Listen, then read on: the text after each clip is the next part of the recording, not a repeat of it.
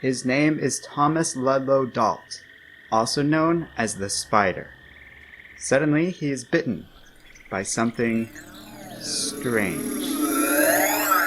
Unsure of what is happening, 7 voices speak out to him. 7 unknown men, tailors of time. In this place, they exist between worlds. They will remake him, tailor him for the job at hand. For the Sheeta are coming, but it will be okay. The 7 can protect him from their poison.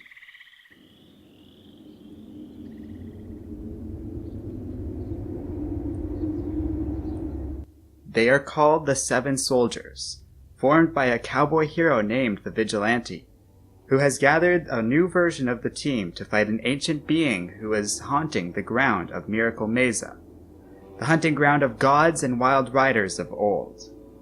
Vigilante, real name Greg Saunders, recruited a team of young heroes. The Whip, granddaughter of the original hero with the same name. Jacqueline Pemberton, a mystic whose greatest claim to fame is that Zatanna, of Justice League fame, is in her support group. Boy Blue, a kid with a strange ghost suit that gives him powers, and a horn that emits sonic projections, who refuses to say where he got any of these mysterious devices. Dynamite Dan, a fan that bought some mystery rings formerly used by the heroes TNT and his sidekick, Dan the Dynamite. Then there's the Spider, tailored by time itself, who just makes everyone's skin crawl. The last member, Bulletier, got cold feet at the last second and backed out of the job. So the 7 became the 6, yet, undeterred, the team struck out into Miracle Mesa. Lord knows they had their differences, but they found the beast they were hunting and, working together, managed to freeze it in its tracks. Then the bells began, and all too late, they realized it was a trap. Miracle Mesa, the hunting ground of the gods. And what do you think the gods might lower themselves to hunt? Rabbits? The harrowing has begun. The harvesting of man starts here. Run.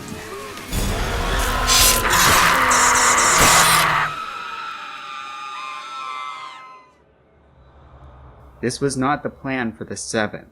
They were supposed to save the world. The soldiers are dead, but all is not lost. 7 more have already been arranged. But if they fail, well, the Sheeta are coming for them too. So they flee. The fate of the world now hangs on the soldiers of 7.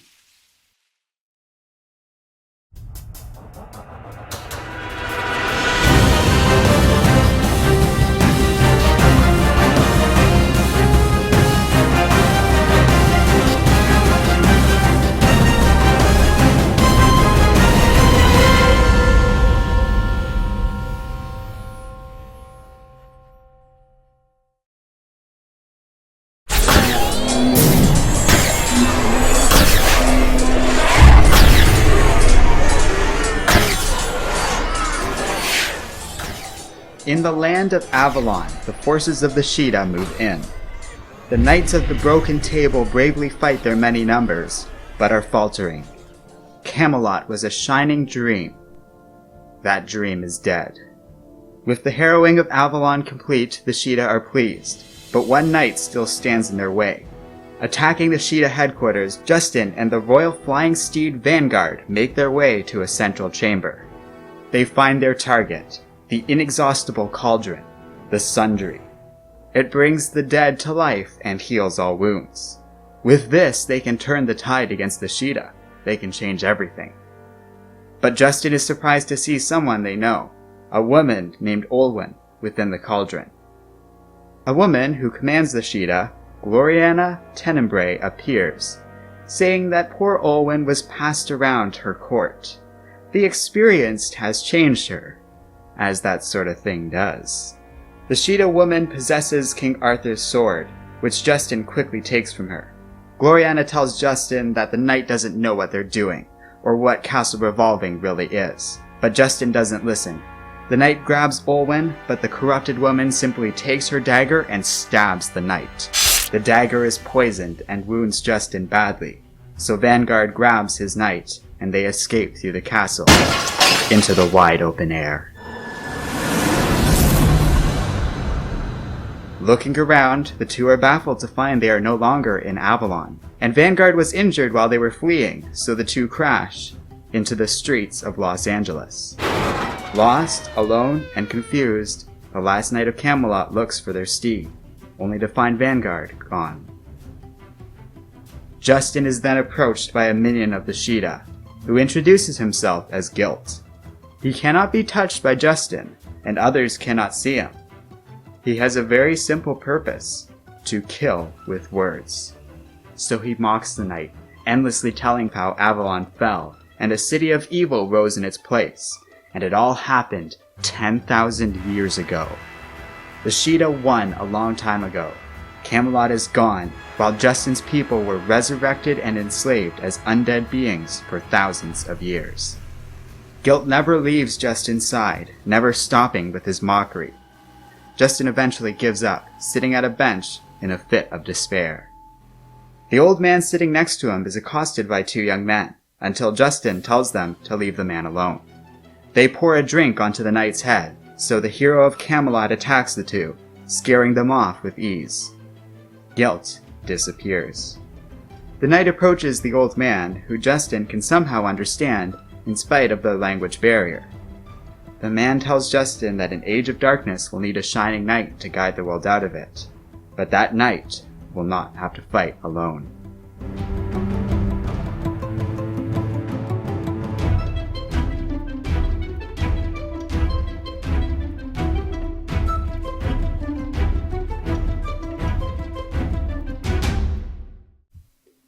Hello and welcome to Comic Island.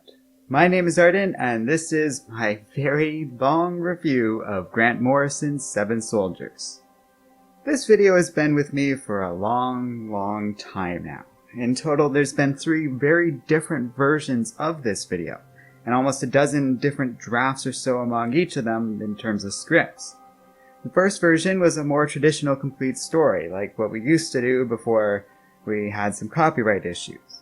A recap of the story that was scaled down for this version, yet Seven Soldiers is so massive it ended up being a very long review of those events anyways. The second script was a more deeper analysis, one we're about to get into, that really dug into this comic and its thematic undertones. Neither version really worked on its own. Both didn't quite service this epic storyline by Grant Morrison.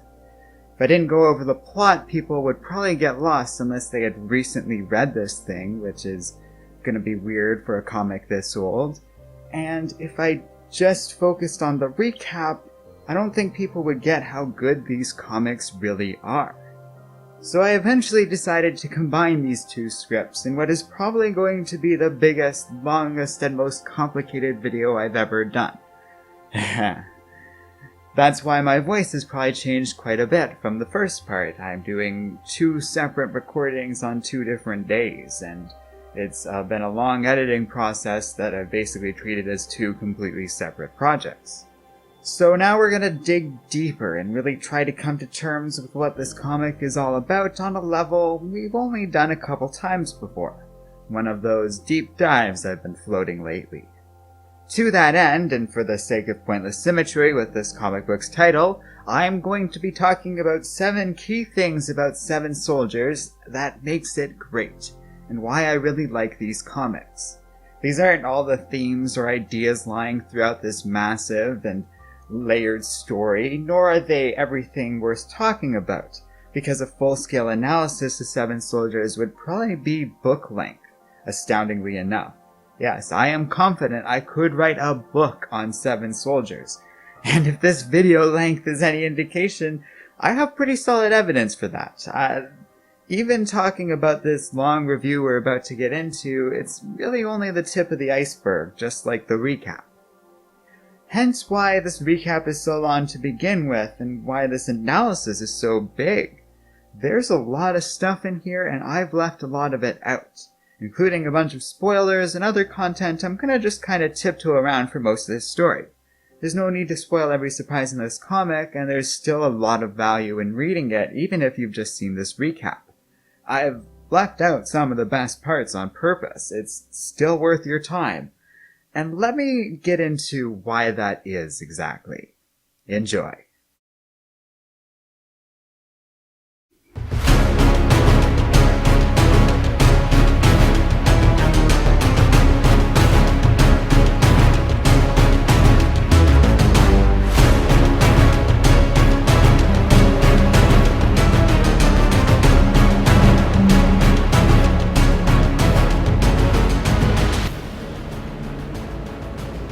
Few men live to tell the tale of the skull-faced subway train.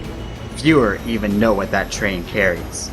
But whispers tell of this rogue train with legendary figures who carry with them fear and terror. Thieves and killers, one of the most dangerous things hiding under New York City. Pray you never encounter the Pirates of Manhattan on a lonely trip home from a long day at work, for it might be the last thing you ever do. The fearsome Captain No-Beard pins his target, a man named Soapy. He is looking for the map, and Soapy has it on him. Quite literally. Soapy curses No-Beard, saying Allbeard will get his revenge, but No-Beard doesn't care. He has it now, the map of New York's secret subway tunnels, and soon, the almighty treasure will be his. On the surface world, a former police officer named Jake Jordan is struggling to find a job. He quit the force after accidentally shooting an innocent civilian and has been unable to hold down steady work in the 2 years since then. The entire affair has left a terrible strain on Jake's relationship with his wife Carla. His father-in-law Larry sees an ad in the newspaper called the Manhattan Guardian, looking for ex-cops and veterans. The man applies, and after an interesting interview process, Jake passes and is offered the job by the paper's owner, Ed. The editor explains that the Guardian is made up of the people who read it. Ed calls them his newsboy army. They have eyes and ears everywhere in this city, but Ed needs a living embodiment to lead the way forward for his people. He bought the rights for the name of an old superhero to stand for everything that this paper believes in, the Guardian. Ed knows about Jake's past, he knows what the man did, but he thinks that Jake has the means to turn it around and become a true superhero. So Jake accepts this role and becomes the Guardian. As Jake begins his job, he quickly is dispatched to investigate pirates attacking the N subway line. When Jake hears this, he immediately recognizes the location and is worried. Guardian rushes onto the scene where his fears are confirmed. Larry and Carla are being attacked by these pirates. Allbeard executes Soapy for giving away the information to No-Beard and captures Carla, forcing Jake to leave an injured Larry behind and grab onto the fleeing subway car as the pirates go deeper into the station. The train takes off and the pirates are eventually able to knock Guardian off onto the rails of a deep and dark tunnel. He loses them after he comes to a part of the track that is abruptly cut off by a brick wall. But behind the Guardian, he is approached by another train, this one owned by No-Beard. The Guardian explains what happened to his family, and No-Beard reveals that the brick wall is a secret passage to an underground world run by the Forgotten. Those cast out by society find themselves here. No-Beard is trying to beat Allbeard in a race to a legendary treasure hidden in a long-lost rail. It hides the Fountain Stone, said to be the heart of New York City. A six-sided rock of incredible power, left here by the city's ancient architects. Teaming up, the two are able to catch up to Allbeard's train, and the Guardian leads the charge in search of Carla. No-Beard's crew prepare to attack, but Allbeard has a secret weapon, an actual cannon. The Guardian is able to fight his way to Carla, and he escapes with her and several civilians as the train derails off a cliff.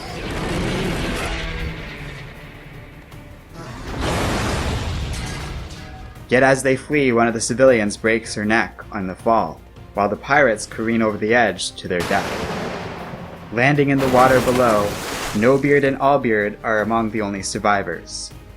Allbeard flees, seeking the heart of New York, with No Beard following him in close pursuit. They find a pool of glowing water with a pedestal. On it is the heart of New York, what seems to be an ordinary six-sided die. No Beard laughs, saying he should roll it. If it lands on evens, he'll kill Allbeard, and if it's odds, he'll kill him instead. Meanwhile, the Guardian takes Carla and the other survivor to a makeshift cart they can ride home. Knowing this belongs to somebody, he leaves his helmet behind as a sort of payment for it. They leave, and the Guardian promises everything will be fine. It's not. They say the pirates of Manhattan are no more, but there are whispers of a mad king, traveling the tunnels with a crew of undead skeletons, haunting the basements of hell. They speak of guilt and greed, grand themes of revenge and damnation, but it's just some homeless guy, sick and soon to die.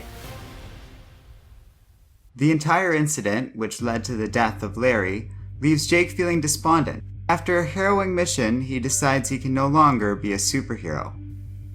Ed can see Jake is genuinely struggling, so he decides to reveal his true self. Doomsday is coming, and it is time that Jake learns about the first Newsboy army. The 7 of them discover the presence of the Sheeta after they found one of the fairy scouts, and trace the origin of this being to Slaughter Swamp.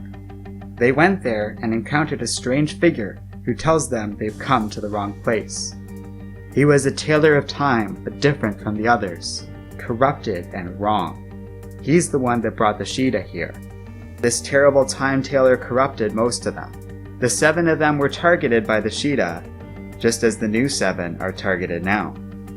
As Ed tells this story, the Sheeta move in and attack the Guardian building, slaughtering the guards and working their way up to Ed and Jake.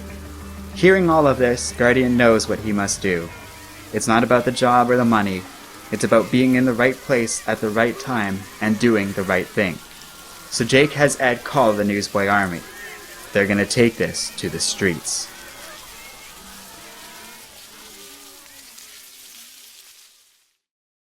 Seven Soldiers was created in 2005, but its origins date back as far as 2002.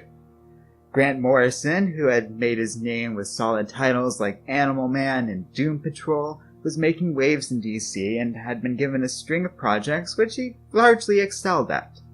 By this time, he was writing for the Justice League when Seven Soldiers first came to him as an idea, or at least one that he was talking about with DC. He wanted to put together a bunch of lesser-known heroes as part of a spin-off to the Justice League.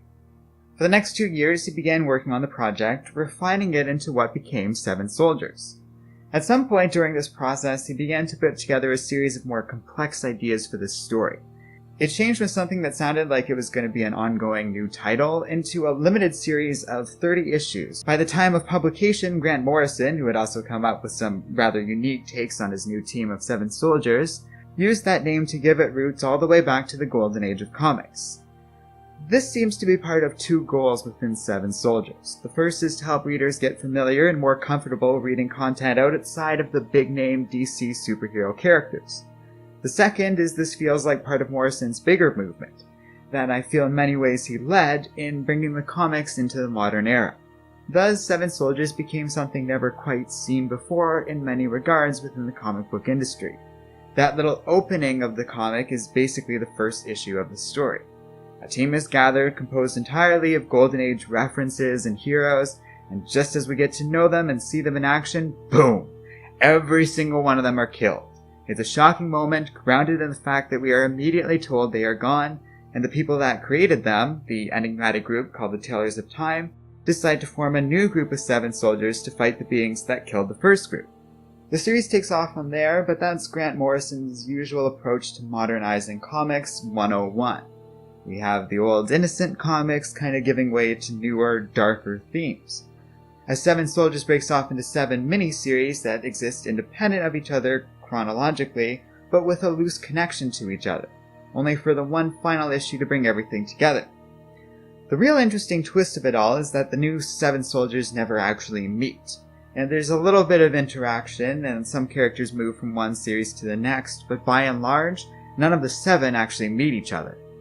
This is a story of a team that isn't really a team in any meaningful way, of a group that never really meets each other, and few are even aware they're part of this bigger team, and this bigger story going on around them. Yet they are tied intimately to each other in critical ways, and each of them are vital in the work they do to save the world. It makes the story of the Seven very unique and compelling, and is part of the reason the Seven Soldiers just feels so damn great. It doesn't just make you feel things, it doesn't just have great action in it. It makes you think. It wants to make you think and pay attention, because there's a lot of real, tangible connections between these characters, some very cool modernization going on, and a lot of other subtle little themes we're going to get into momentarily. Things happen out of order and in weird directions, but there's a linear plot to be deciphered here. What's amazing is not only that Morrison does this, but he does it so effectively. Seven Soldiers is carefully crafted and brilliantly paced to the extent it can be read in pretty much any order without it compromising the flow and pacing of the story. There is some sense of order I do think is best expressed in the way the trades are published, but so long as you read all the miniseries with the bookend issues at the start and end respectively, it's easy enough to put the various clues together and really figure out the basics of the story no matter what order you read it in. That's a bit of ingenuity we can all be inspired by. Behind the unusual structure of the story is a bigger sense of something connecting these heroes too. It fits in with the themes of this comic, of destiny and prophecy, but not in annoying ways like certain prequel movies from this particular era of history. There's a lot of genuine questions this comic asks about fate and free will, openly questioning the very existence of the latter throughout the comic book. Some characters come to embrace their fate and play their part willingly in all of this, like Frankenstein, who just sort of accepts who he is and what he does unflinchingly. Others try and reject this destiny, time and time again, flat out and in the open, like Bulletier, only for her to find out this rejection is exactly what sends her on the path to fulfilling her destiny. We learn in the final beats of this comic that Alex was actually created by her father, Oracles, the first superhero of Earth, held captive by Darkseid until he is freed, right before the Sheeta attack, upon which he travels back in time and creates Bulletier, as he was always meant to do, as he always did. On the other hand, though the Taylors set all of this up, they are surprised by certain events and don't seem to know for sure everything they've planned will work out. They seem to set it all up, but it's up to the individuals as to whether or not they play their part, even if they don't do so willingly. I don't know, there's no clear answer to this because we, as human beings, cannot know whether this is true or not. Whether you chalk it up to religion, random luck, or biology, whatever, free will is a question here. But that's nothing new in fiction, and in fact it's really only the tip of the iceberg with Seven Soldiers. But it is a deliberate theme, and it will be important later, so keep it in mind.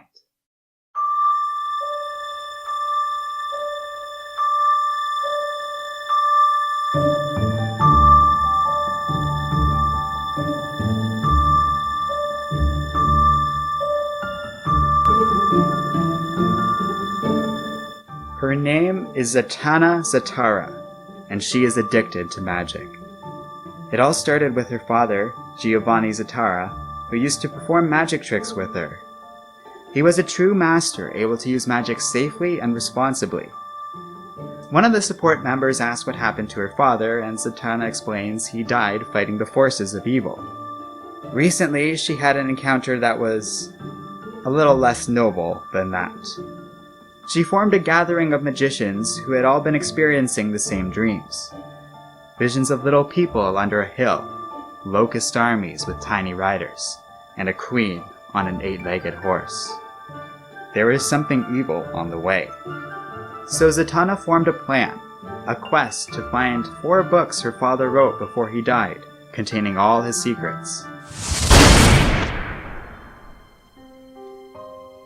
Now her friends are gone and she can't even speak backwards, cutting her off from the magic that empowers her.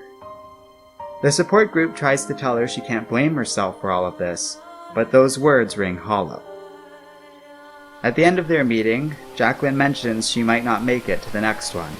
She's joining a new team for a gig out in the desert and is pretty excited about it. Zatanna is then approached by a fan who asks for her autograph. The girl's name is Misty, and Zatanna explains to the young woman that she doesn't have magic anymore. She's not a superhero. The girl says that's fine and summons a taxi. Misty says that she can have her magic if Zatanna is willing to make Misty her apprentice. Misty and Zatanna go on a number of mystical-based adventures after this, with Misty learning from her master while providing magical talents at will. They are quite successful as a team and prove to be a strong partnership, even managing to imprison the force that destroyed Zatanna's friends not long ago. It turns out this being was created when Zatanna made a reckless wish, asking the magical forces out there to create her ideal man, which turned out to be a small, elemental, mindless imp intent on destroying everything around it, including the earth itself, who could transform into anything Zatanna desired at will. She can feel years of therapy becoming undone at the mere thought of it all. They are then greeted by a strange man named Ali Kazum, a magician Zatanna admires, and one that helped the knight Justin earlier. Though he's supposed to be dead, he insists he still has some work to do, and takes the two to the home of a mobster, where they find many dead gang members and fallen Sheeta forces. Misty recognizes these beings and feels sad for them, as if one of her favorite toys just got killed. Ali points them to some living Sheeta troops that are trying to capture a recovered vanguard, loyal steed of Justin, who was badly injured when they traveled through time together. However, the Sheeta suddenly stop when Misty calls out to them. They seem scared of her and her die, apparently some token of great power. The Sheeta flee, and Vanguard explains to his rescuers that the mobsters showed him kindness before they were slain by these beings, and that he must find Justin. A war is coming. It all seems uncomfortably familiar to Misty, but she cannot say why. And Zatanna realizes Misty is no ordinary girl from the suburbs. Indeed, her apprentice reveals she is the daughter of the Sheeta queen, Gloriana. The Dark Ruler ordered Misty to be killed, not wanting some would-be successor to take her place. But a huntsman showed her mercy long, long ago. Since then, the Sheeta have withered without this cauldron, but that will all change once they get it back. This is the only thing that is stopping the harrowing from happening. The only reason Earth has been allowed to advance as far as it has, this time around. Unable to secure the cauldron from the massive Sheeta forces, the two instead flee on Vanguard, and Zatanna says her apprentice has a lot of explaining to do. Based on what Misty knows, and with Ali Kazum's help, the two insist on finding the 7 unknown men that are supposedly behind all of this. Vanguard takes her to where they are thought to be located, Slaughter Swamp, but he warns her that this place reeks of the Sheeta. Zatanna insists she must handle this herself, but thanks Misty for helping her remember who she is as a superhero, which seems to have been enough to bring back her magic. As Misty and Vanguard leave, a being emerges. Ladies and gentlemen, in a special, exclusive appearance for one night only, the one, the only, Zor! In spite of Zatanna's pleas to her father, he is not present in this dark creature, who viciously attacks her. It should begin a magical battle that spans human understanding and the cosmos itself. Though Zatanna is a powerful magician and fights hard, she is quickly exhausted until she senses a presence watching her. Whoever you are, whatever you are, please, help. Wow. The Time Tailors are genuinely surprised. They've never seen one of the humans do that before. This Zatanna is really something else. Nothing up her sleeve either. The Tailors pull her into a dimensional lock so they can chat with each other in safety. They want to thank her for helping secure the renegade Time Tailor, the one called Zor. Her actions allow the Tailors to secure their wayward member. Unfortunately, it is too late for them to stop the damage Zor has done. The Time Tailors explain they are the ones who patch and sew reality. They keep our universe and the space-time continuum in good repair. But Zor took things too far. He tried to change things and interfere. He introduced a deadly plague onto this world, the Sheeta. So the Tailors set 7 warriors into motion, but they fell. They have now sent 7 more, and if they fail, all will be lost. Zatanna is one such soldier. There is not much they can do anymore, but as a reward for Zor's capture, they have a gift. She can access anything from the Tailor's extensive records. After all, there is very little the Time Tailors don't know. Zatanna immediately knows what to ask for: her father's lost books, what started her on this mad quest to begin with. The Tailors suggest that, rather than give her the books, perhaps she should instead ask her father himself. Giovanni Zatara appears before his daughter, saying that his books were in 4 volumes. The Book of Water made a kind heart, the Book of Earth a graceful body, Air created a keen mind, and Fire gave a strength of spirit. Giovanni's legacy was Zatanna herself, his greatest spell and gift to the world he lived in. He lives on in her, but now it is time for her to dry her eyes, for the audience is waiting. Later, Zatanna is visited by Misty, with an army of winged horses her apprentice has managed to recruit. The Sheeta are coming. They will be here soon. She figured Zatanna would probably want to help out.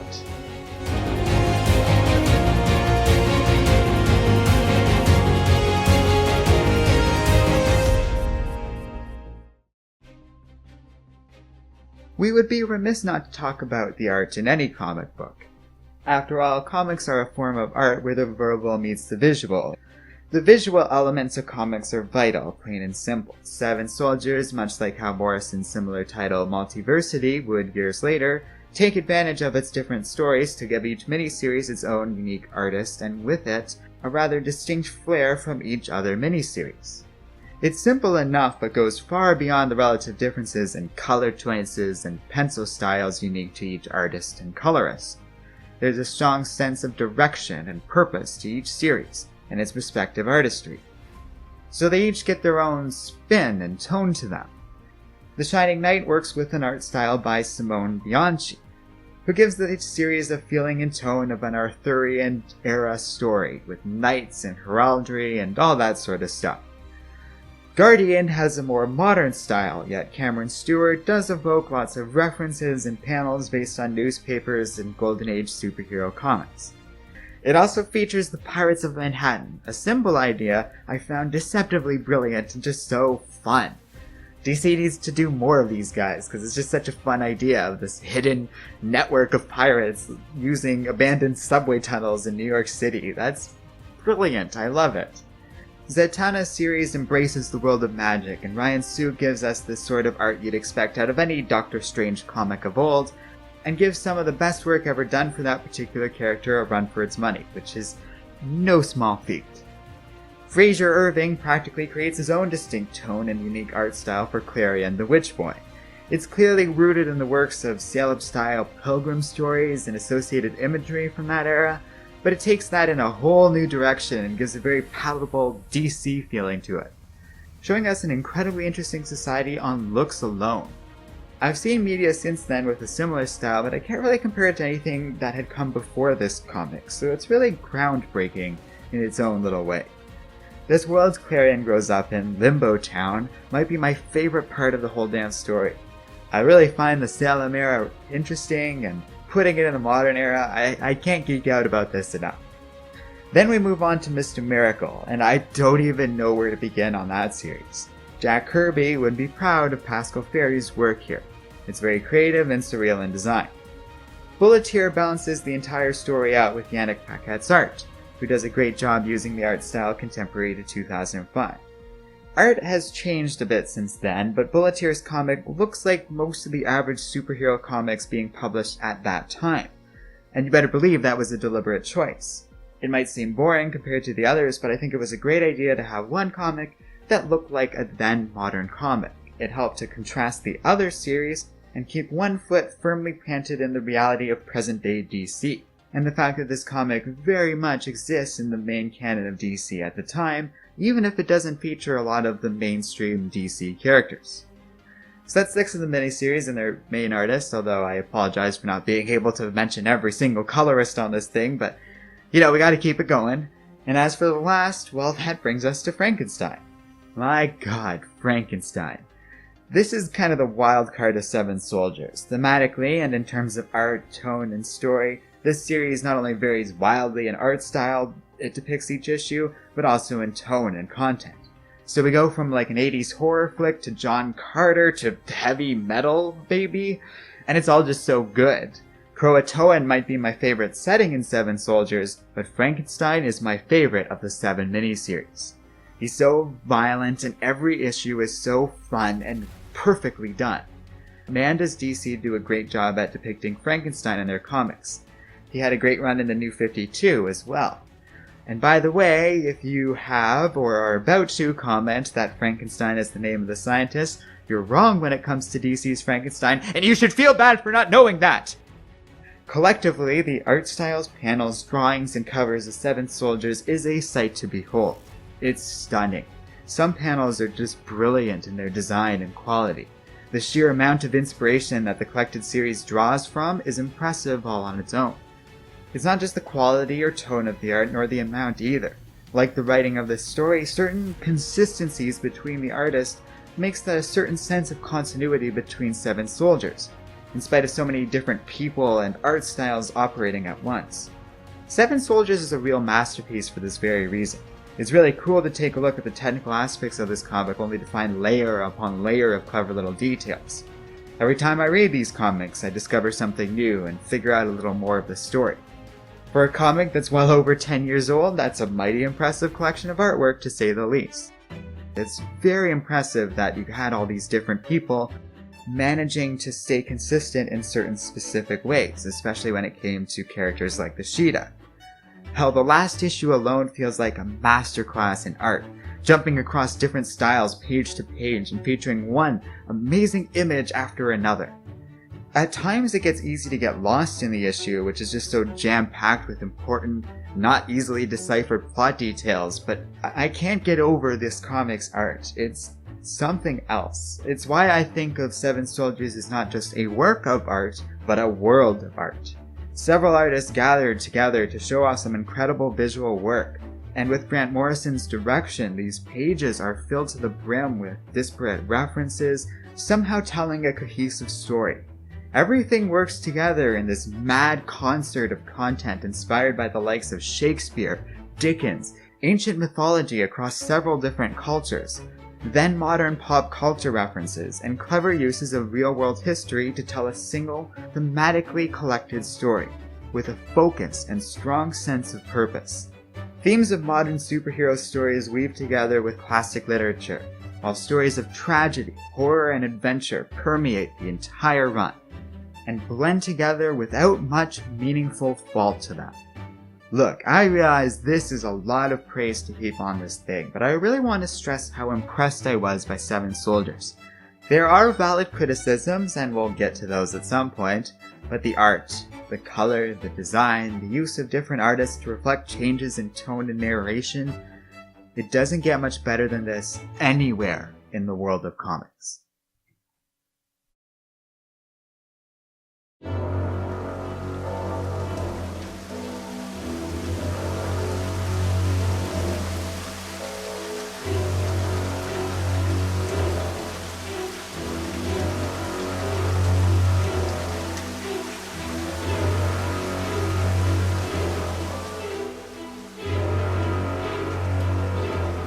Clavion watches with his pet familiar Tico, as a Grundy is taken out of the ground by his son, Ezekiel. At least, this was the man's son in life. Clavion wonders what the point of it all is.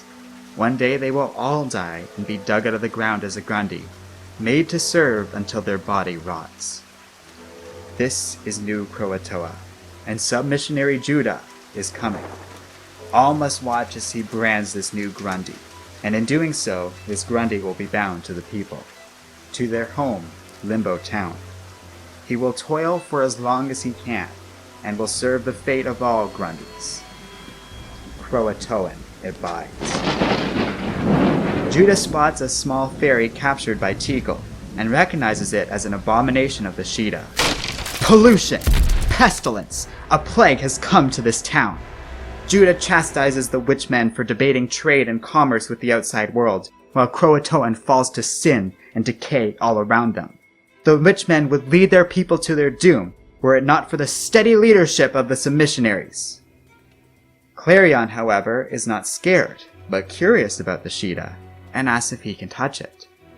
Submissionary Judah is not amused.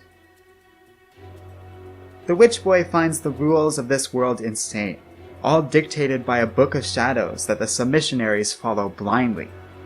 Clavion knows that the ancestors came from a place called the Blue Rafters, but he doesn't understand what that means. All he wants to do is learn what lies beyond the rock that surrounds them, but it's hard to imagine anything else. Ezekiel warns Clavion that such talk is blasphemous, and around other ears would get him in a lot of trouble.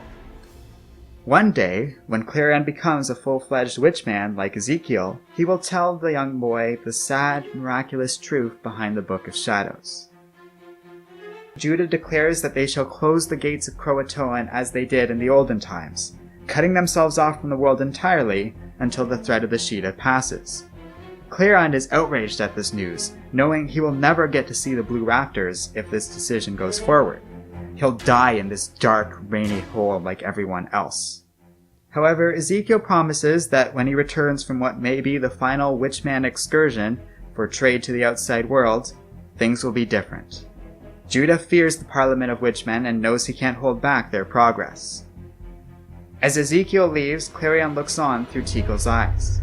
He spies 3 submissionaries who call forth the form they take to defeat the enemies of Croatoan. Horrible. Clavion races off to warn the witchmen, but it is too late. The traveling pilgrims are attacked by the beast. By the time Clavion reaches them, breaking the rules and leaving Limbo Town for the first time ever, he finds all the witchmen brutally killed. Horrigal has slaughtered their own people in a misguided move of self-preservation, and now Clavion is next. The gruesome creature charges after the witch boy, but he evades the beast and is saved at last minute by a witchman named Ebenezer Bad. He leads Clavion to a market where he and the witchmen would trade with the higher world, but Bad has long since abandoned his kin. As he takes Clavion there, Tekel spies some unusual children watching them. Bad explains the children aren't actually human, but rather a creature of many parts, named Leviathan, and seek revenge for the children that were killed by a hunter. Clavion realizes that Bad abandoned the other witchmen to commit such atrocities, and is about to betray Clavion too. Indeed, when it appears Bad is selling Clavion to some representatives of a man named Mr. Melmoth, Clavion decides to take this all as a timely lesson, and has Tekel bring along their new friends. The Leviathan attacks Bad and the representatives of Mr. Melmoth. In the dying man's breath, he claims to have been trying to help Clavion, but the witch boy pays the words no mind. The children have a representative of theirs take Clavion to the surface world. They lost their other cart, and whoever took it only left a helmet behind that didn't even fit. Clavion suggests that the girl look at it different. Upside down, it makes a fine pot. Leviathan is amused by this and happy to have made a new friend. On the way to the surface, Clavion finds a die on an altar underground, the heart of New York. He keeps it, thinking it will be a good reminder that all he can trust is chance. Leviathan takes Clavion to a subway station, but encourages the boy to stay here, underground, where it is safer. However, nothing will stop the eager boy. He makes his way up to the Blue Rafters.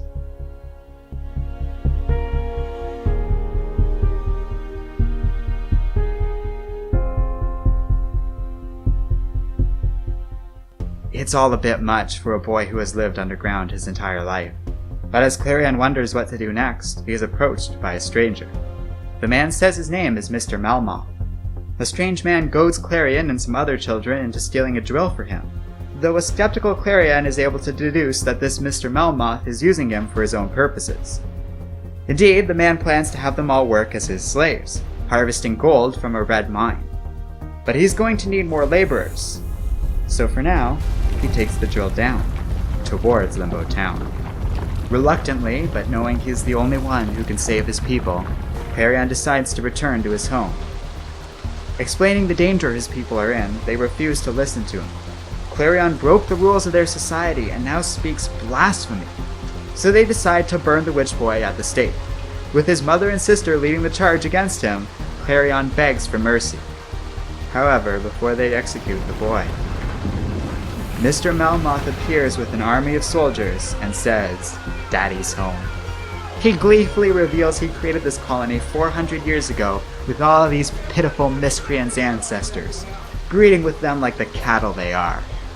The colonists, descendants of the vanished colony of the original Croatoa, thought Melmoth was the devil and crawled underground to raise their children in solitude, shame, and fear. Melmoth warned them of the Sheeta and put them under the tight control of his Book of Shadows. And then he waited for his little army of laborers to grow, tainted by his blood so they might be more resilient for the work he has planned for them. He is impressed with the results, amazed in fact. They have been tainted with the power of the Sheeta, and it has mingled with the human strain in their blood in such an interesting way. The Sheeta can survive even the most hostile of environments, so they will make perfect slaves for the Red Mines.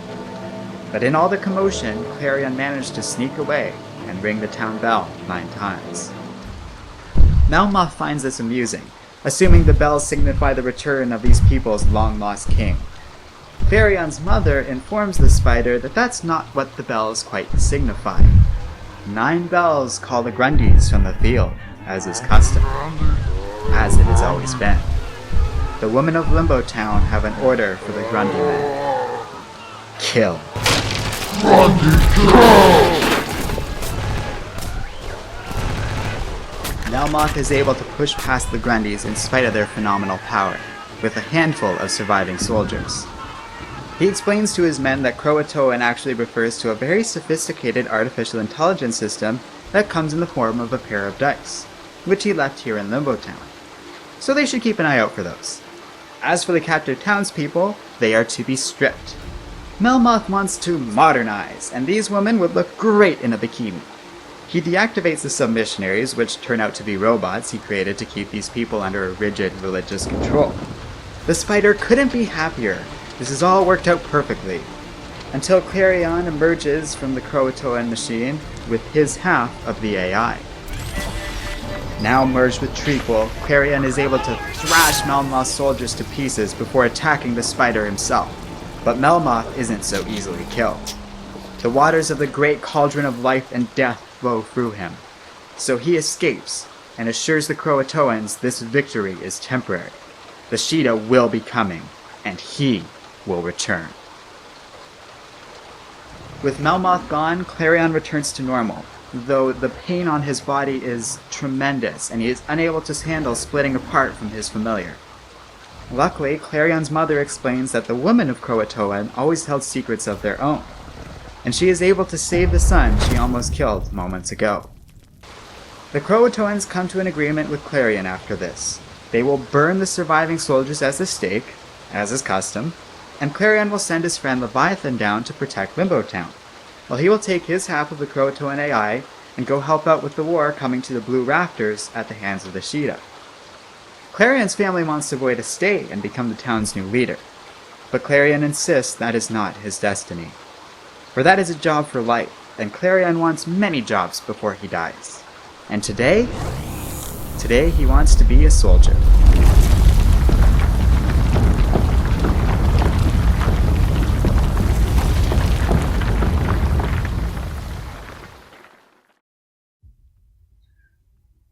One thing I love about this story is it doesn't rely on mainstream DC characters whatsoever. In fact, it deliberately ignores most of them. The biggest names in all of this are Zatanna, the various new gods, and Frankenstein. That's really about it. Don't expect no Justice League to show up in these comics, not in this story.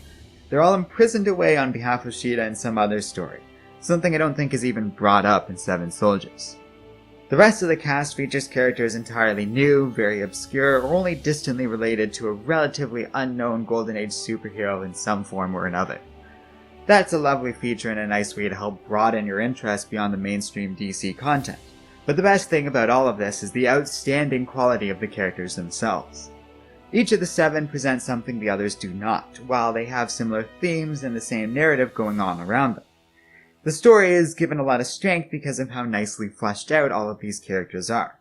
The 7 we see at the start of the story are all interesting enough they probably could have carried a good story on their own, and many of them do come into play later. In particular, Spider is taken by the Sheeta, corrupted, and ultimately proves fundamental in saving the day because of it. His story is important, and I'll deal with him more later, but it's worth noting that many characters beyond the core 7 have a lot of value too. Like a ton. Too many good characters with even small roles that shine through this comic and deserve mention here, even if I can't discuss everyone specifically. Grant Morrison does some great character work throughout all of 7 Soldiers, to say the least. But the 7 themselves are the best example of this. Justin is a relatively simple character, a classic Arthurian knight that must overcome challenges and defeat the evildoers. Yet there are important secrets to this character, including one surprise I really liked as a plot twist. It's really good, and I'm not giving it away here. That's something you'll have to discover in the comic itself, because that's the best way to discover it, but it's based off of a very clever use of Welsh language that I quite enjoyed. The Guardian's story is that of redemption, and whether or not he wants or even deserves it. This reflects another important aspect of pretty much every character in 7 Soldiers. None of them are perfect, and they all have faults. That's a pretty basic design, Characters 101, but it's amazing how often we don't get this, and when it's done well, it really sticks out. Some of these characters have flaws that run deep into the character, while others have superficial and minor faults to them, but the flaws are there with each and every character and give them depth and a deeply human feeling to this story. Zatanna is great, as she almost always is, but she too struggles. Her arc and sense of self-doubt might be the most clearly laid out before us, making her character a big driving force in this story overall, and the one that sort of holds the entire plot together. I have to admit this is kind of her at her best. Not to say that there aren't other great stories, but this is a great example of her character done well.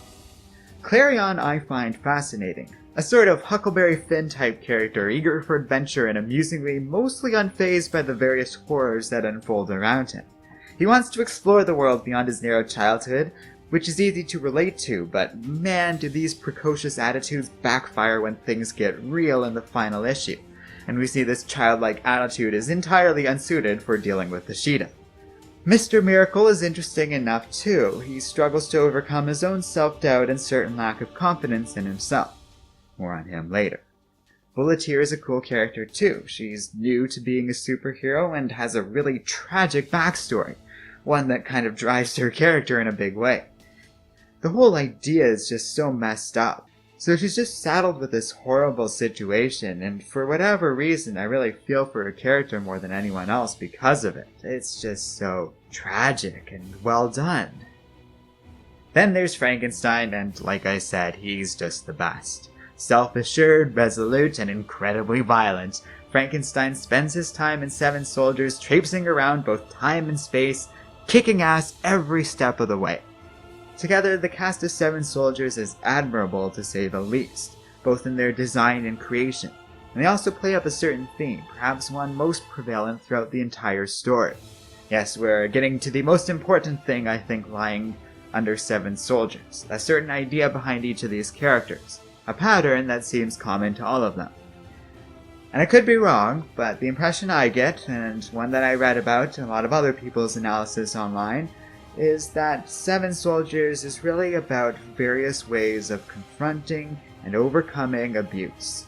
More than anything else, I'd say this comic is kind of all about abuse, in fact.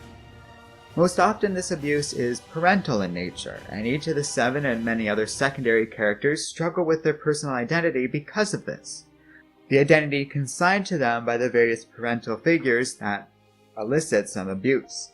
Sometimes it's subtle and small in the case of Zatanna, other times it's very pronounced and vicious, like in the case of Justin and Gloriana. Often, if not always, the abuse is only dealt with when the characters confront their abusers. The Guardian doesn't feel worthy of being a superhero because he killed someone in his past. In this case, he is the abuser, and he has to deal with his own doubt and demons because of it. Zatanna, on the other hand, kind of is an abuser as well, but it ain't exactly a coincidence that she fights the spitting image of her father near the end of her story. He was loving, the comic makes it clear, but he did sort of push his life on her. And the comic's smart enough to get into the complicated nature of their relationship without exactly hammering it over our heads. Bulletier's struggle with abuse is obvious on its face, both from her husband and later Sally near the end of the story. An aspect of the story I love is that her problems don't go away at the end of this comic either. She's been through something she may never get over. And remember, this story basically starts with her attempting suicide and just not being able to because of her metal skin. That's something you don't just heal from over one crazy adventure. This comic doesn't shy away from that, which I love, and it doesn't hand-wave away her problems at the end either. It faces it head-on and does a good job accurately depicting how a depressed person might struggle with this stuff, and showing that it's ongoing, not just something you get to fix and walk away from. Suffice to say, all the characters all overcome pain, many of the times pain they themselves caused, while others very directly suffered at the hands of villains, family members, and weird spider people. Some flourish in this regard, while others seem to ignore it as best they can. A character like Bulletier feels like she's on the road to recovery but has a long way to go. Frankenstein, meanwhile, remains focused and stoic when confronting his abuser in the form of Melmoth. Again, parental figures.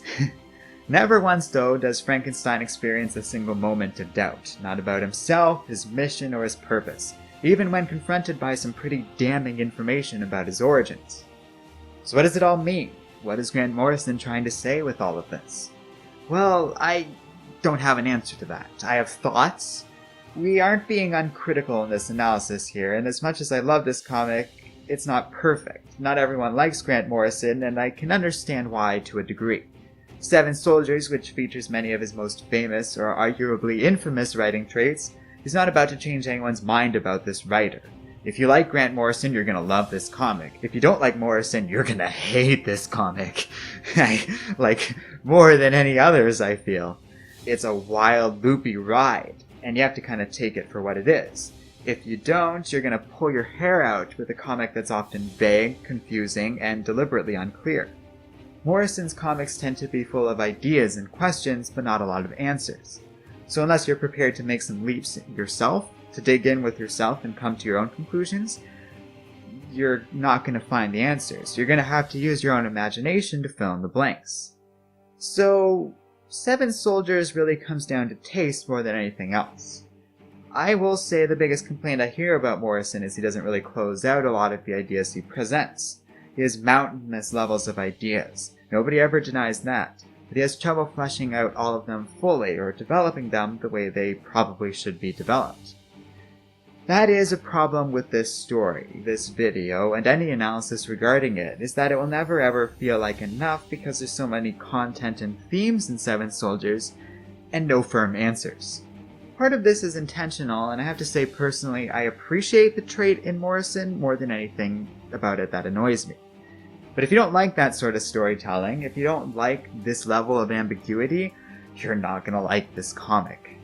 Morrison strikes me as a writer more interested in posing questions with ambiguous answers than spoon-feeding us themes, or worse, lessons in his stories. Like I said, the primary goal of Seven Soldiers, as far as I can tell, is to make you think, not to tell you what to think. Anyhow, here are my thoughts on these themes of abuse. Some suffer more than others, but beyond that, I don't get the impression Morrison reserves a lot of judgment or lessons in his comments. Because he doesn't have an answer for dealing with abuse. No one has one clear answer that everyone must prescribe to for recovery from this sort of pain. Because for some people it's a long road, even if it's pain that you yourself have caused to yourself. Even if you've hurt others more than yourself. For others, it's a brief pit stop. But for some, it's a lifelong struggle. You can use this pain to inform your behavior and become a better person, but others, like many of the villains of the story, admittingly start with a bad situation but only turn their pain outwards, making the world suffer for what they've been through. The heroes, on the other hand, largely use the pain to improve themselves and better prepare for the challenges ahead. They all have different coping mechanisms and ways in which they conceptualize this pain, but that seems to be the general direction of them. But And this is important, what they do with it, what happens, and how they respond, don't necessarily correspond to their fate. There is no right solution to trauma, and certainly not in Seven Soldiers, because trauma comes in so many forms and to many different degrees, and it really depends on the individual. You can't judge people for shutting the pain out. Sometimes that's the only thing you can do because the pain is so great. No more than you can judge someone for not suffering as much as others, or for suffering more than others and needing help. Too many writers fall for karma-based tropes in their writing. Bad characters have bad things happen to them, and good characters get a happy ending. That couldn't be more dissociated with the reality I know around us. Morrison is wise enough to blur that idea. Most of the outright villains do suffer a terrible fate, but the protagonists seem to go in all sorts of different directions, and some of the antagonists very much get away with their evil behavior. Nobody quite gets what they expected. Some good people die along the way, while some people make some pretty terrible decisions, mistakes that lead to other people suffering badly, and basically get away with it. I like that it's murky, because that's the real world. Bad things happen to good people, and good things happen to bad people. I really hope I'm not the one breaking that news to you, but that's the world around us. We know that to be true. So Morrison doesn't have a singular solution to abuse. Sometimes you need therapy, other times you need a more direct route to confronting your problems. But the best part in all of this is that he doesn't dole out punishments to the characters based on their actions either. Some of the good characters get a happy ending, sure. It would be really depressing and unrealistic if nothing good happened to any of the characters. But not all of them do well, and there doesn't seem to be a consistent pattern behind it, just like real life. Some of it's great, some of it's terrible, but the gray is good. The fact that it doesn't really matter whether or not they made the quote-unquote right decision, because there is no judgment about their decisions, is good writing. Their fates, though deeply intertwined, are very much outside of these behaviors and actions. There's a disconnect between that two, and I think it's important to keep that in mind.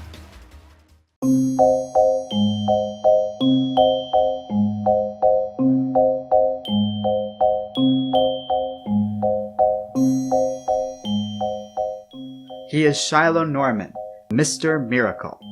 Star Labs has officially disowned his latest stunt, which they consider reckless. But everyone wonders if it is possible. Can Mr. Miracle escape the crushing weight and gravity of Black Hole X? As the black hole is created, Mr. Miracle is pulled in, and is greeted by the Metrons. The god asks him what took so long. They are beings of ultimate power and meaning, but are lost, and they need Mr. Miracle's help. He's forgotten who he is. They all have. Everyone's forgotten about their home in New Genesis, the war, and heaven. The dark side won, so the choice is simple. Free the bright ones, or be slaves to the dark. Live with them, or die for dark side.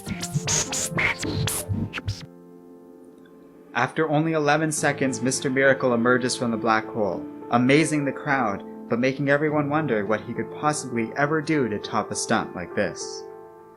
It doesn't take Shiloh long to find the other new gods, who have all taken form of homeless people. He shows them a device, a mother box, but they urge him to hide it. As the new gods flee, they warn him that this exposes him to the dark side and his anti-life equation. The new gods claim they can't help Norman. They can't fight Darkseid. Nobody can. The anti-life equation equals loneliness minus alienation minus fear minus despair minus self-worth divided by mockery divided by condemnation divided by misunderstanding multiplied by guilt multiplied by shame multiplied by failure multiplied by judgment any y equals hope and any equals folly. Love equals failure equals death. Self equals dark side. Self equals dark side. Self equals dark side. Self equals dark side. Self equals dark side.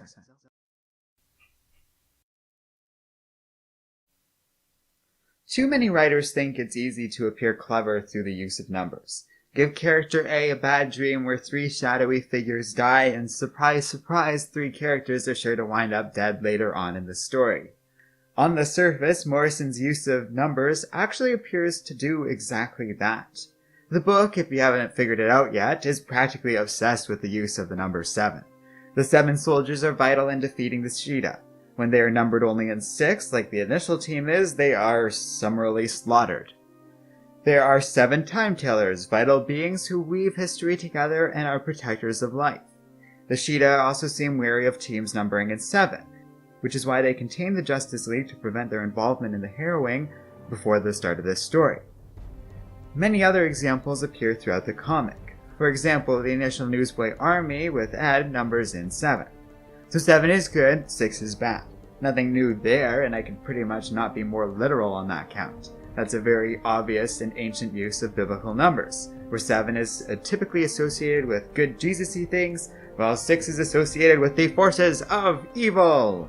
7 is a nice round number for the team, if you can call them that, and gives the story lots of fun little moments, little bouts of symmetry, and that sort of stuff. Lots of stories do this. Like I said, numerology is hardly new in the use of storytelling.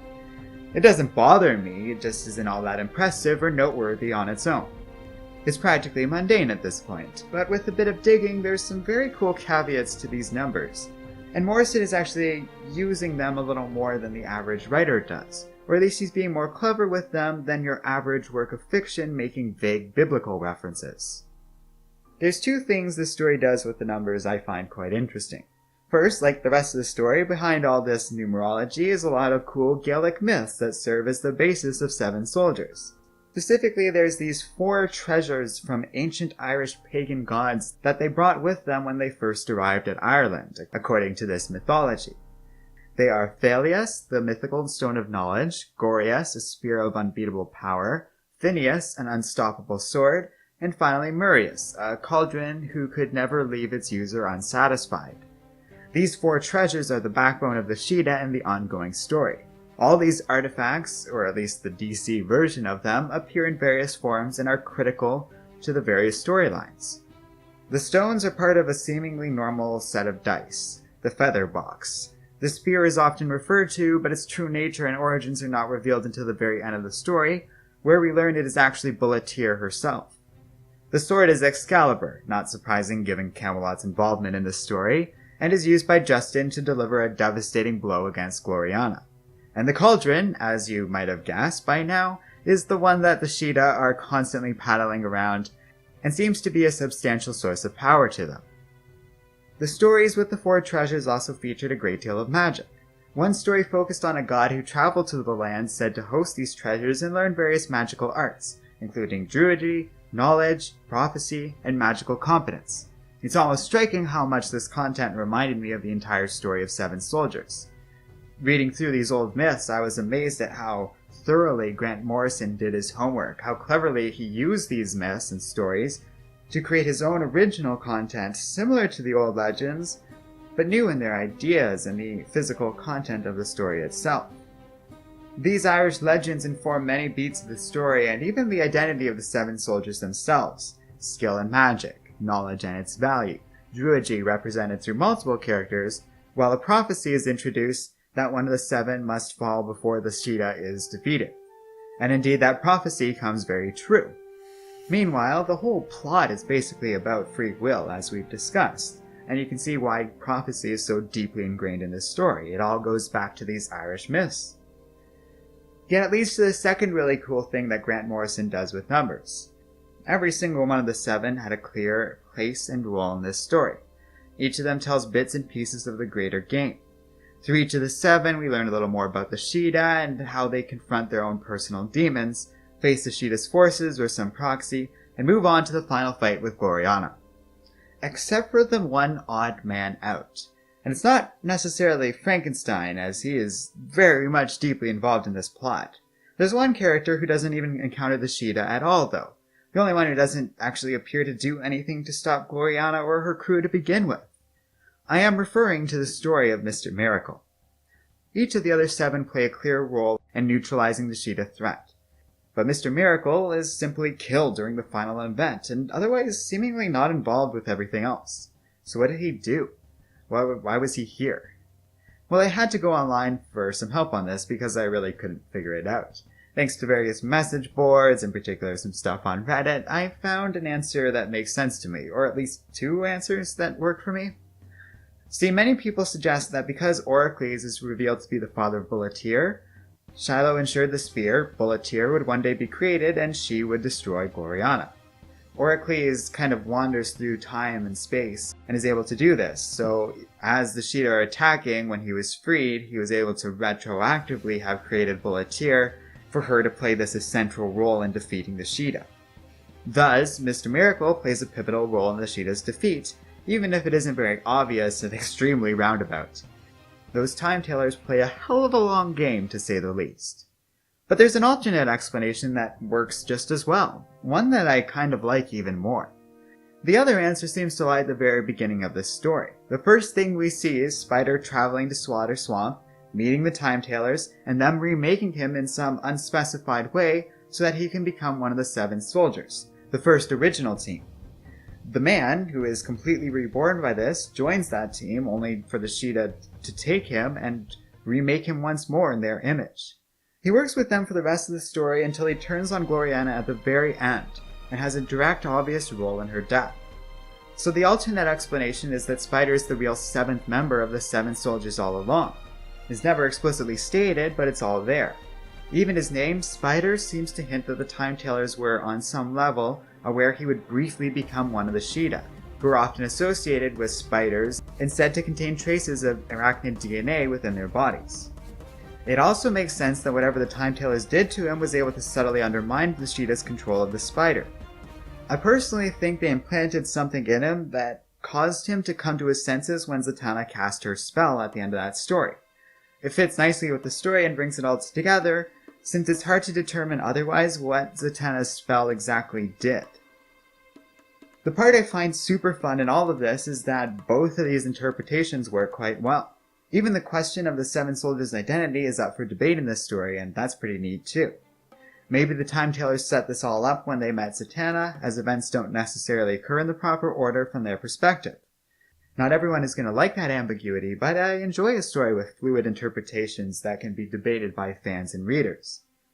Morrison's ambiguity is good in my eyes, because there are tangible answers and it hints to it.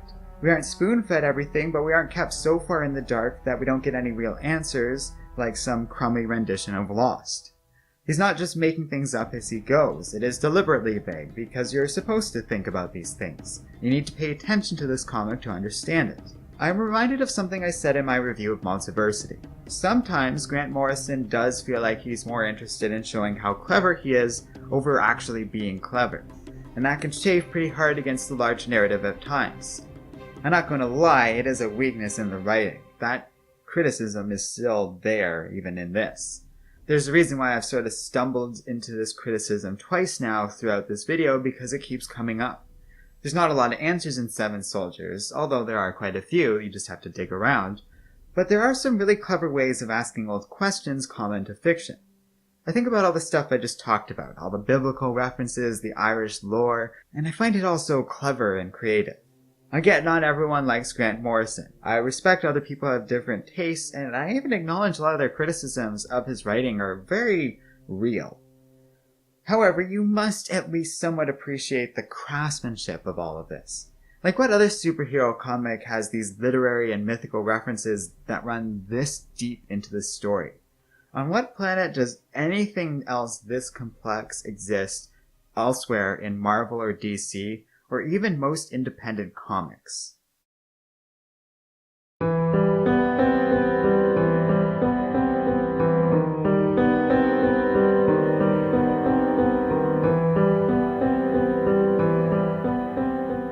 Alex Harrower was happy once.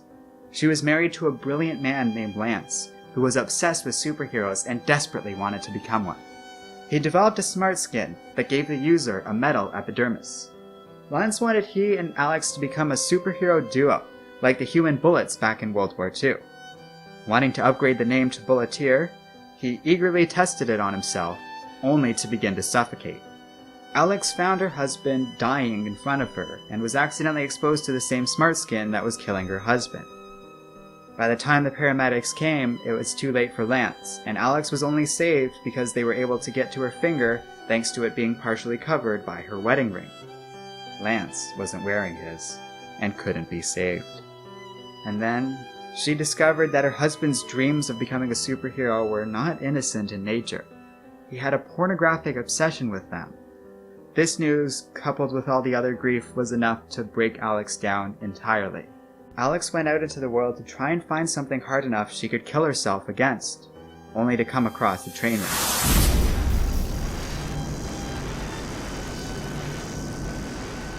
Saving some of the survivors, Alex began to find purpose in all of this madness, and took the name Bulletier, the name her husband intended to use for himself. She began a tentative career as a superhero, although she backed out on an early offer to join the original 7 Soldiers of Victory in a moment of fear. When she found out that team disappeared on that mission, she began investigating what happened to them, getting the attention of the Sheeta's assassin, Spider. She was then attacked by a woman named Sally Sonic, who managed to break Bulletier's arm before Alex was able to brutally subdue the superpowered, crazed woman, who was revealed to be the one who manipulated her husband into killing himself and giving Alex her powers. Before Bulletier can act on this, she is then confronted by a ghost of Greg Saunders, the man who tried to recruit her into the original 7 Soldiers. He claims the world is in great danger and Bulletier must help.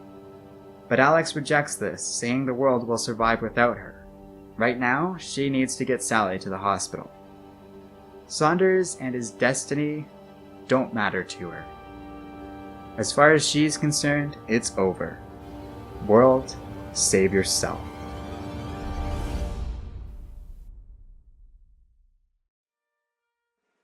Oh, see ye not that narrow road, so thick with thorns and briars? That is the path of righteousness. And see ye not that broad road? That is the path of wickedness, though some call it the road to heaven. But don't forget, there's a third road. Part of what I would argue is the fun of 7 Soldiers is that there is, as far as I can tell, no real grand unifying theme. Internet people, and I guess myself now, have argued various themes, but most of them seem to only touch on one of the core ideas I talked about today.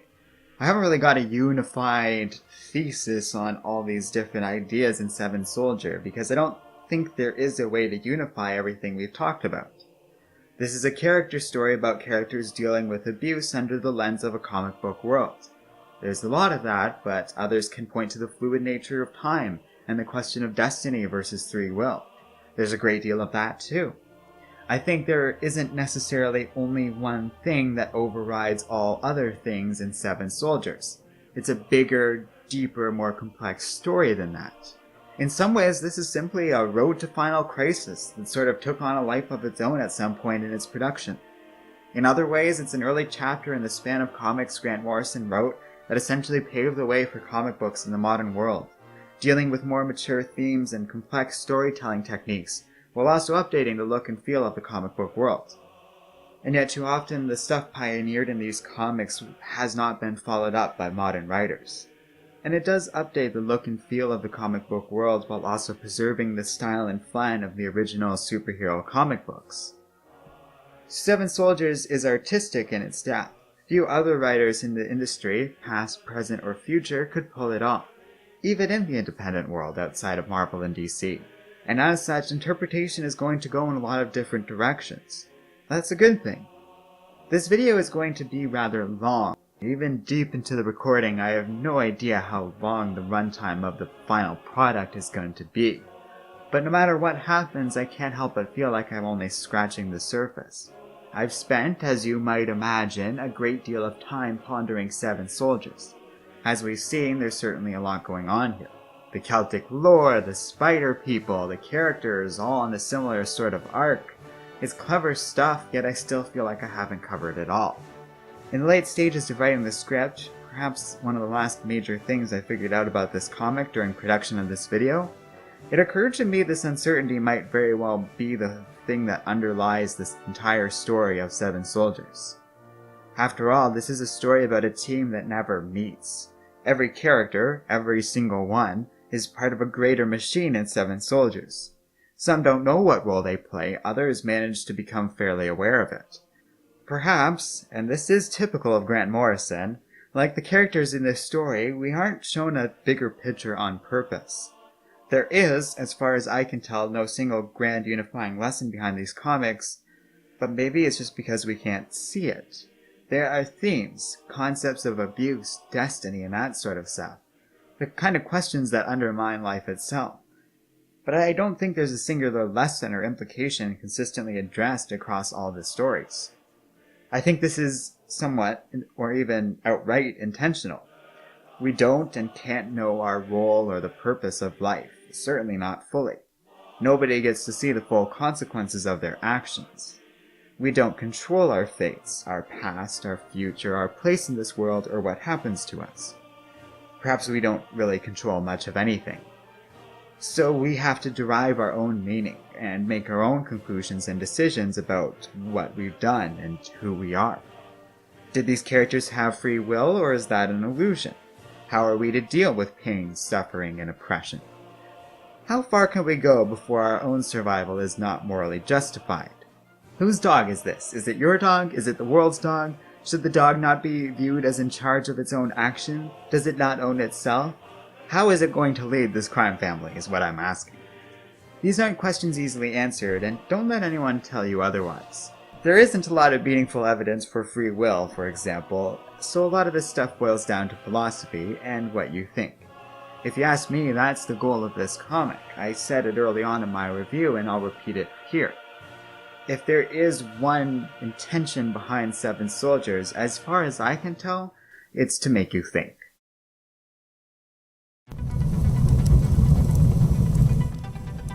He could die 1,000 times, and Melmoth would not be satisfied.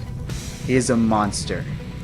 A freak made of dead flesh that dared to protect the maggots of this world. He walks this road alone, but he warns a nearby human that a war is coming. Armageddon is but a breath away.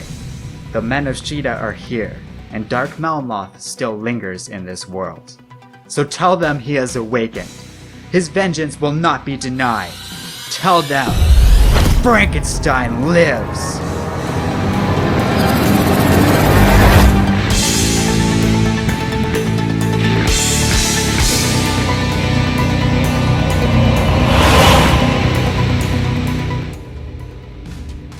The monster's warpath begins and nothing will stop him, no matter how far he has to go.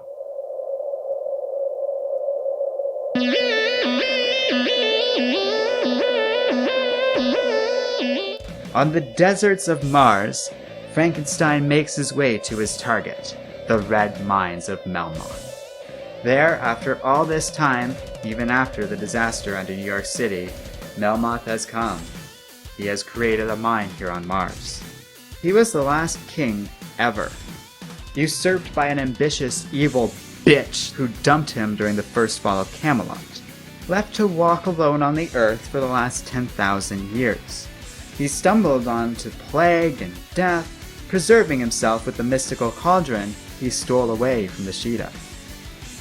As for his wife, well, she eats civilizations, and she is on her way. So Melmoth came here, to Mars, to mine some gold.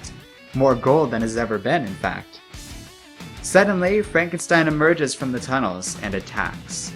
Melmoth is not amused to see his old enemy, but he is eager to reveal a long-hidden secret he didn't quite get out last time they met. See, in 1816, he met a very young, ambitious scientist named Victor Frankenstein, and shared with that man a few precious drops of his own undying blood. This monster that took his creator's name wasn't given life by lightning. It was Melmoth's own blood. He's a Grundy man, no different than the ones of Slaughter Swamp or Croatoa. Good for heavy lifting, sure. Melmoth even brought a few with him to Mars, but they can do little else. And because of this, Melmoth can control the Grundys, and sure enough, Frankenstein too. Fortunately, one of the children Clavion had met earlier is able to break Frankenstein free, and the monster is all too eager to strike out.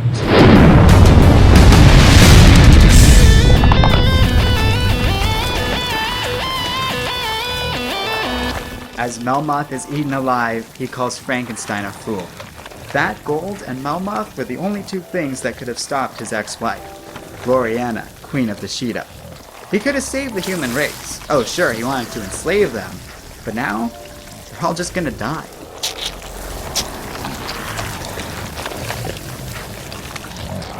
Returning home, Frankenstein is recruited by a secret paranormal investigation team called Shade, and agrees to work with them in combating the new Sheeta front. They discover the Sheeta's ship, and Frankenstein moves in.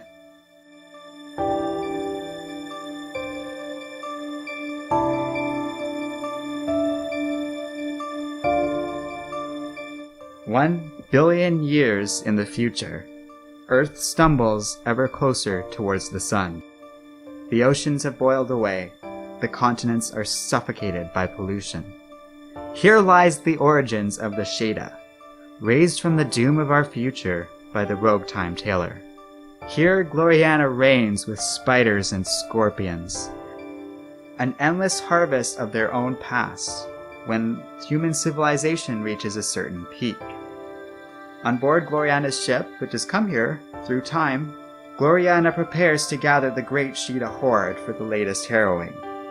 Yet little does she know, Frankenstein has stowed away on board. He moves throughout Castle Revolving towards the Black Queen of the Sheeta, and threatens her, yet she pays him no mind. After all, Frankenstein is supposed to be a protector of humans, and he should know the Sheeta are human too. Would he have them starve alone and without resources here in the future? Sensing his Sheeta blood, Gloriana demands Frankenstein join her ranks. But he only replies that meeting her wasn't the first stop he made in the future.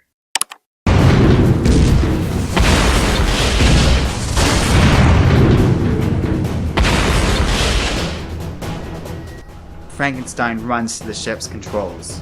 Gloriana's legion is gone. Her armies are broken and decimated, with only the flagship still standing. It's time the Sheeta face their final trial and judgment!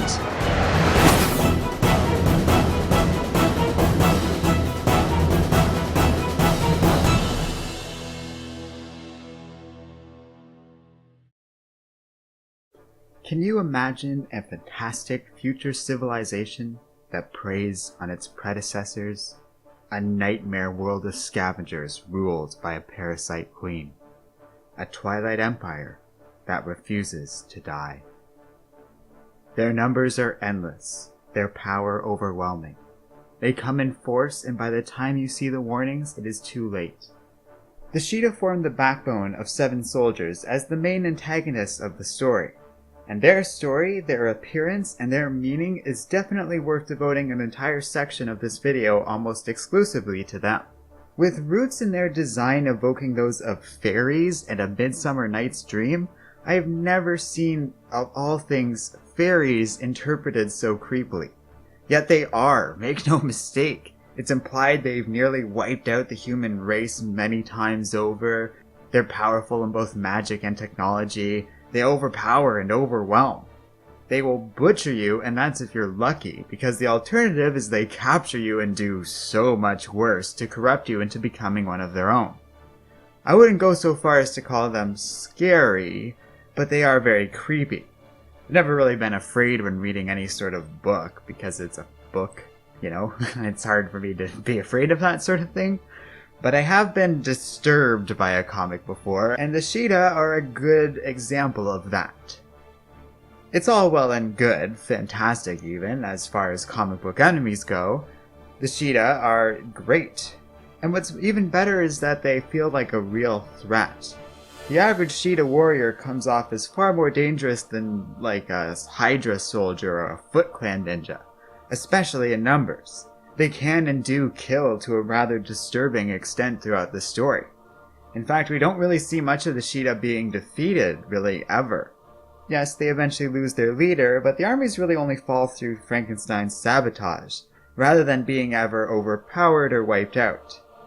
It feels like they're only defeated because Frankenstein is so awesome he just sort of overrides everything else. Every other force that went up against them came up very, very short, including some pretty major side characters along the way. That's pretty threatening for a villain in a superhero story. When the Sheeta show up in this comic, it really means something. Both Morrison and his squad of artists do a great job at conveying that consistently throughout the 7 soldiers. That's part of that consistent thread I mentioned in the art. The Sheeta are always depicted as this encompassing threat, and there's a certain degree of similarity across all the different forms of art with them. The specific villains that run the show are pretty great too. Melmoth is a lot of fun, as is a couple of characters like the Nebula Man and the one-offs like Grief. Then there's Darkseid, who made an alliance with the Sheeta of sorts as part of a greater gambit that would lead to the events of Final Crisis shortly after this story. And Gloriana works well as the main villain, slowly built up and presented as the central thread of this comic book. There's not a ton to her character, but what's there at least has a bit of nuance for a big bad villain. That nuance might be the most interesting thing due to the nature and presumptive meaning behind the Sheeta themselves. It's only late in the story that we learn the rogue time-tailor found the Sheeta and unleashed them onto the many realms and worlds in the far future. Evidently, that rogue tailor empowered them with time travel abilities, which means they are actually harvesting iterations of their own past world across many thousands of years. I love the idea that they are what humanity might become through mutation or genetic engineering, or are closely related beings who will one day supplant or destroy humanity. Their culture is stagnant, the people are bored and without progress, so all they do is take and kill. These conquerors and colonists, being the endgame of humanity, is a rather unsettling one. It pushes against the tired old idea of humans being evil though, as we get little hints that the Sheeta don't have to be this way. Misty, who we learned is the wayward daughter of Gloriana, doesn't seem to share her mother's tyrannical views, and hints near the end suggest that they could be led in a more peaceful manner. Indeed, for all his madness, Clavion did seem to be able to stop any further Sheeta invasions from occurring, or at least they never show up again, so make of that what you will. Grounded in the classical literature like Shakespeare and old Gaelic legends, Grant Morrison drew on the mythotheories but gave them their own twist, while their own name is derived from Irish mythological creatures known as the Sheet. Drawing from other cultures, he inverted those myths to suggest that these were real legends drawing on a greater horror and dangerous truth, of which was lost over the many thousands of years since the Sheeta last attacked. None of what I've described is necessarily new. It's deliberately old in a lot of ways to begin with. The idea of future humans coming back into the past was a relatively unique idea for its time, but has since been done by TV shows like Fringe, or even under very different tones and implications like the movie Interstellar. Beings from old legends turning out to be real and informing current threats to present-day characters is certainly nothing new in fiction either. And yet, when we consider when this comic was released, this is an important theme many other works of fiction were exploring at the time. See, the Sheeta posed a very direct question regarding safety, survival, and the sacrifices we make in the name of both. At what point do we ask ourselves whether we are worth our survival? At what point do we suggest that we deserve it or are no longer worthy of life? How desperate would we really have to be in order to become like them? Before we fall to corruption or disorder? Before we become so starved for resources and entertainment that we resort to pure savagery to get it? Have you ever been hungry? Like, not, oh, I missed a meal hungry, but really, truly starving? It gets very bad very quickly. Gloriana very directly and pointedly asked this of Frankenstein at the end of the comic, pointing out her people would suffer and likely be doomed if they did not harvest from the past. Frankenstein responds by blowing up her army, so I guess that's a pretty good answer, but the question still lingers, and I think it always will. How do we weigh survival against morality? Depending on your answer, the Sheeta may not be very evil at all. This is a big question, which gets into the roots of human civilization and all that philosophical stuff, and I really appreciate a comic that asks those questions, especially in the form of time-traveling fairies. That's interesting. If Morrison can take that kind of nonsense and turn it into these well-designed villains, that's something special all on its own.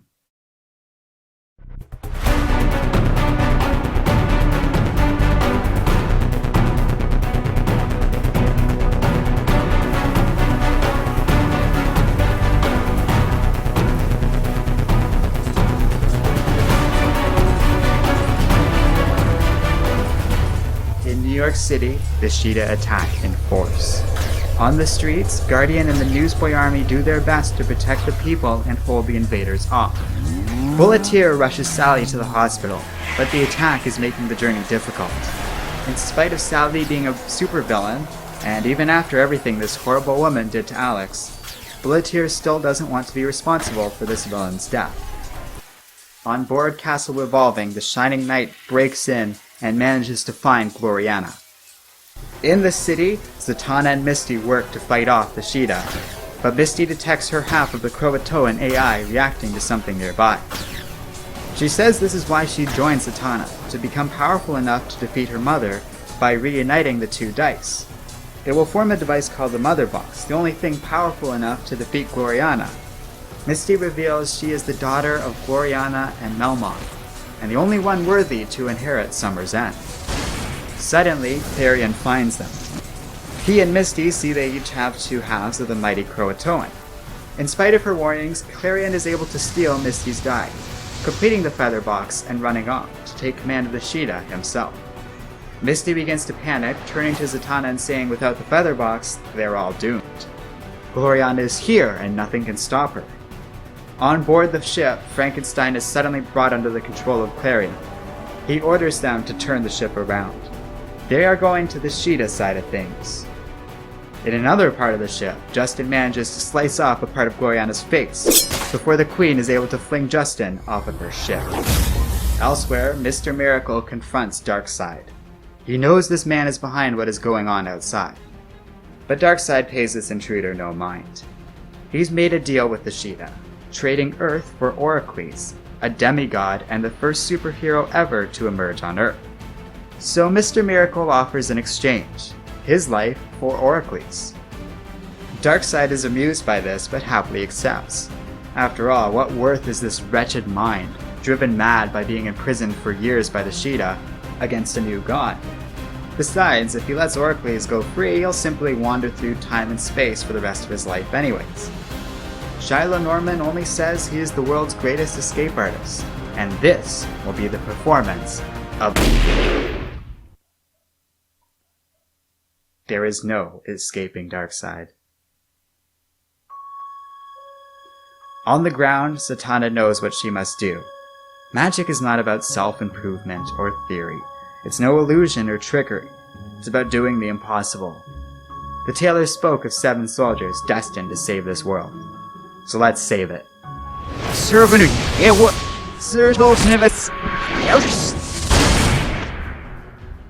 Gloriana revels in her victory. She may have lost some numbers, but nothing can stand in her way now. Spider arrives and confirms he located the Spear of Oracles, said to be the only thing that can kill Gloriana. She is pleased and impressed with her assassin. But Spider doesn't care. He was always going to succeed because he never fails. He is the perfect hunter to stalk the ultimate game. The 7 tailors made him unkillable. They gave him cold blood and perfect aim. Gloriana plummets to the ground, landing on a road in New York. And the Spear of Oracles, created long ago by a madman unleashed by Darkseid, destroys Gloriana once and for all.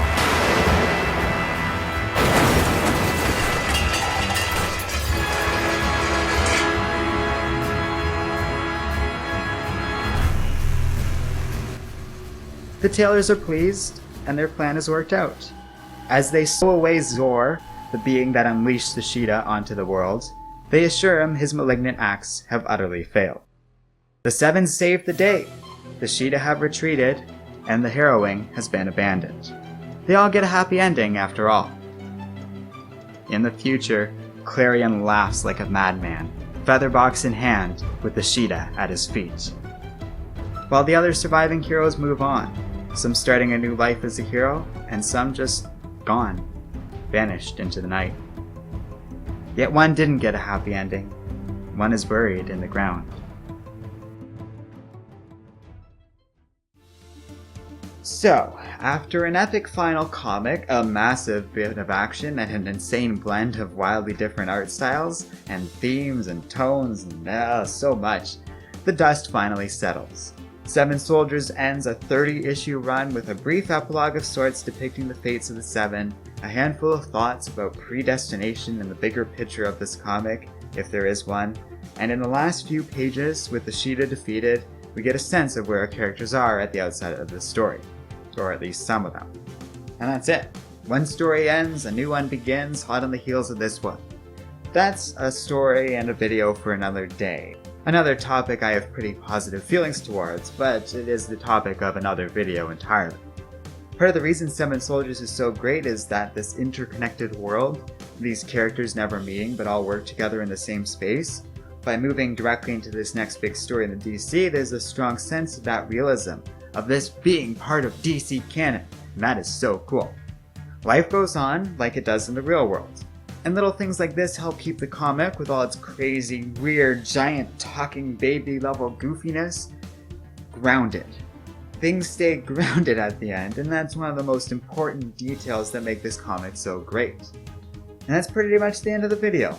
All this praise being sung, and it is deserved, it should be mentioned it's not exactly how I felt at the end of the comic the first time I read it. And I'm gonna guess I'm not alone in that. I felt confused, at least at first. Very, very confused. I have had to read this thing many times over to fully grasp the story, and I still keep discovering new little details and information bits. I needed to look a lot of this stuff up online to clarify some of the plot beats and allusions and other stuff I missed. A lot of what Grant Morrison does in his writing is vague and difficult to follow, as I've said multiple times throughout this video, and if you don't pay enough attention to even a single page or a panel, or even just miss a small scrap of dialogue, you might lose out on valuable and critical information. Still, I did learn as much as I could, and I really liked that this comic challenged me.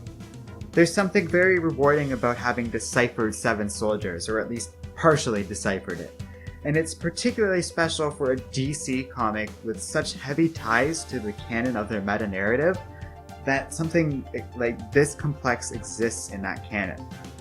I like that I had to look up stuff. I enjoy having had to spend time interpreting this and thinking about it and coming to my own conclusions with the book, independent of what's actually in the text.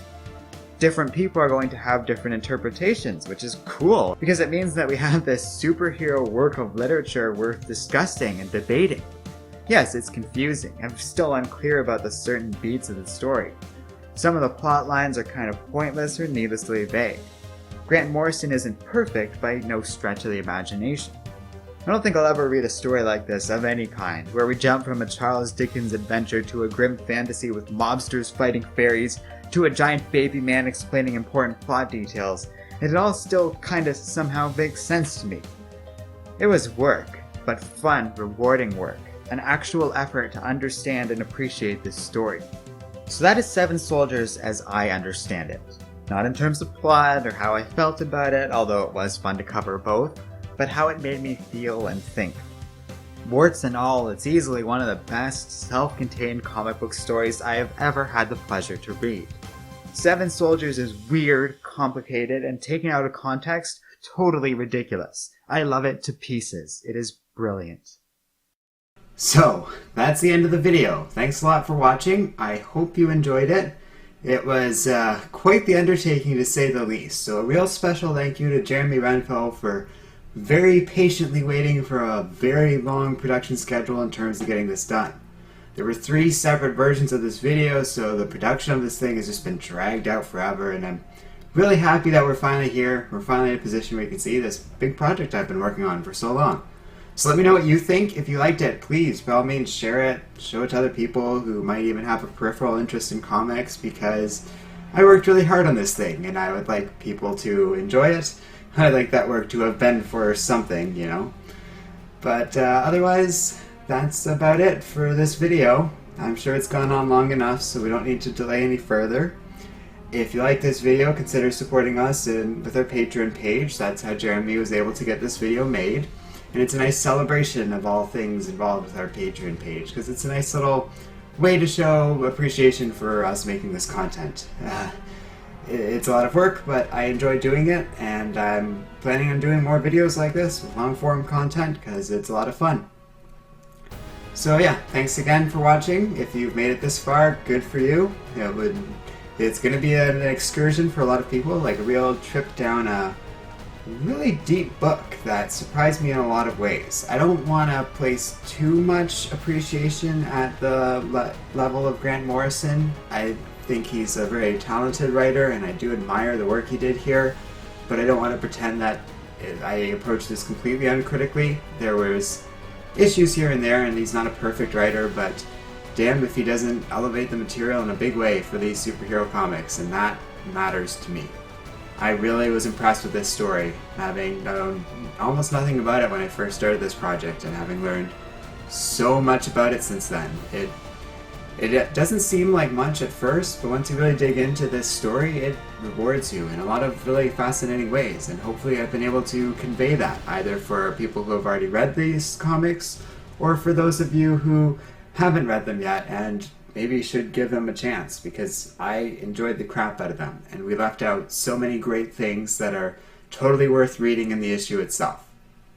So thanks again for watching, and if you like Comic Island, don't forget to like, subscribe, and keep reading comics.